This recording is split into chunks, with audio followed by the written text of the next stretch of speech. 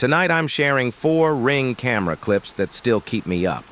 The people who sent them, they don't want fame, only answers. I've changed their names, but the footage is real. And the terror never hit stop recording. 4 scary true horror stories from eerie Ring camera footage. Maya, 38, single mom, VO. I didn't buy the Ring to feel safe. I bought it so my ex-husband would stop sneaking cigarettes on the porch when he dropped the kids off. The first ping came at 2:13 a.m. Motion detected. I thumbed the feed open, half asleep. No one. Just the porch light and swirling gnats. I shrugged it off. At 2:17, another alert. Same emptiness, except the audio carried a faint scrape, like a boot turning on stone. Night 3 is when things bled past coincidence. The camera flashed to life and there he was. A man in a cheap raincoat, hood up, face down. He stood at the foot of my driveway, perfectly still, 5 full seconds before the lens dimmed. I called the sheriff. They cruised around, saw nothing, but the deputy's cruiser mic recorded him asking, "Why does your sidewalk feel warm?" Next night, 1:58 a.m. Ping. The coat man had moved 6 steps closer. He filled the frame from the waist up now, head tilting in slow insect jerks, hood dripping even though the sky was clear. I slammed every lock, woke the kids, hid in the bathroom. Dialed 911. Feed cracked on again. The porch light flickered. In the flare, I finally saw his face, except there wasn't one. Just black, pulsing static where features should be, like a TV with no signal. The doorbell chimed. Dispatcher on speaker. "Ma'am, stay calm. Units are 2 minutes out." Maya, whisper screaming. "He's right here." When police arrived, the porch tiles were wet, but it hadn't rained. A single boot print, steamed, on the welcome mat. They never found the coat man. The Ring ping stopped for a week. Then last night, 2:13 a.m., I got a notification while telling this very story. Screenshot only shows static. Closer than ever. Luke, 24 graveyard shift courier, VO. I was the only driver willing to run packages after midnight. Good money, empty roads. Dispatch logged a single drop at an abandoned mortgage office way out on State 6. The place was shuttered, but the company insisted on 24/7 video verification, so they'd mounted a Ring by the door. I propped the small box on the stoop, pressed the bell, and stepped back for the camera shot. "Ring speaker." Tinny. "Thanks, Luke." One more step back. Weird. They'd never used my name through the device before. Still, I obeyed. Speaker. "Closer to the curb." The lens angle made no sense. I was practically on the street. Speaker. Now a whisper. "Look behind you." I pivoted. Nothing but deserted parking lot and flickering sodium lamps. Beep. Motion detected. The app on my phone auto-opened, showing me, myself, staring at the phone. But behind my shoulders on screen, glass doors slowly swung inward, revealing a yawning black lobby. A shape slid into frame. Long arms, too many joints, pale like freezer burn. I spun physically. Doors still shut. Phone feed flickered. The lobby thing was now inches from the Ring lens. Eyelids peeled so wide the whites glowed sickly green from the infrared.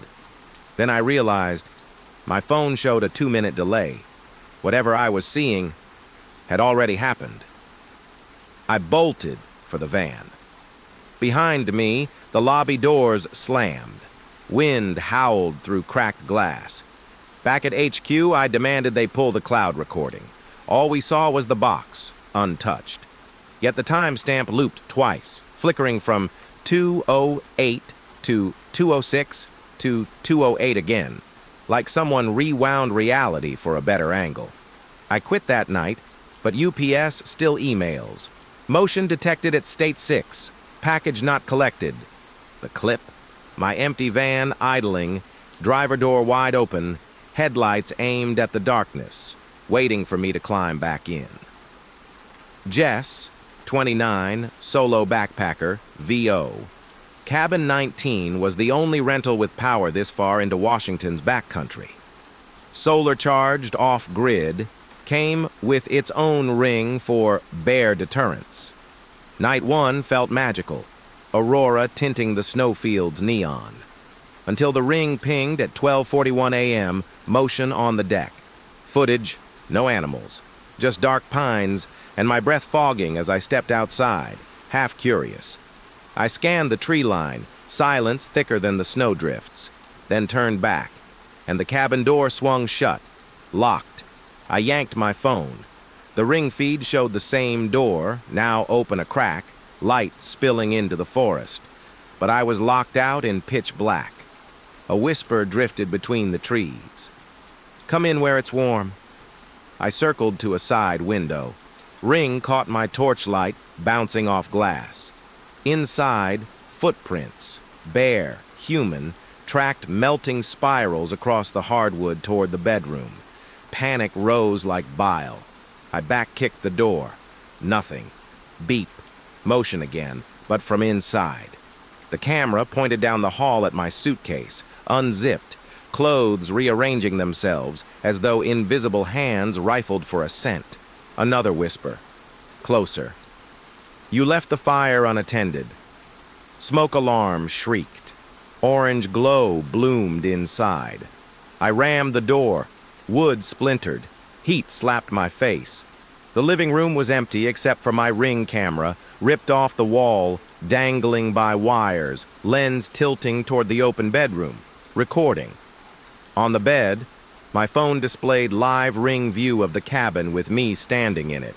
But I was alone, physically. In the phone feed, a second figure stood behind me, smoky silhouette bending close. I ran through the flames, into the snow, barefoot. Authorities said lightning sparked a solar battery fire. Cabin 19 is ash now. Yet last week Airbnb emailed, "Kindly rate your stay at Cabin 19. Motion detected." The attached clip plays 5 seconds. A charred doorway, then a barefoot print stamping fresh snow. Headed toward where my tent is today. Ryan, 31, long-haul trucker, VO. County Road 12 is a shortcut nobody takes after dark. No cell service, 0 houses, just cornfields and telephone poles leaning like drunk skeletons. My rig's dash cam gave out, so I zip-tied a ring cam to the cab door, jerry-rigged but functional. Near mile marker 44, radio static swallowed the country station. The ring lit up, motion left side, feed. A girl in Sunday dress, barefoot, standing inches from the white line, face shadowed by wet hair.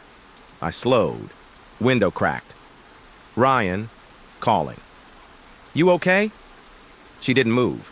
Then the ring speaker crackled my own voice back to me, slowed and warped. "You, okay?" Gooseflesh. I eased off the brake. Ping. Motion again, now right side. Feed showed the girl already past the truck staring at tail lights. How did she get behind me? I hadn't felt the rig lurch. I accelerated. Speedometer hit 60, then 70. Yet the ring kept pinging. Motion detected. Cab door. New clip. Same girl, but closer, face pressed to camera, features blurred by rain and something like film melt. Her lips moved, though no sound came, except a distant screech of livestock.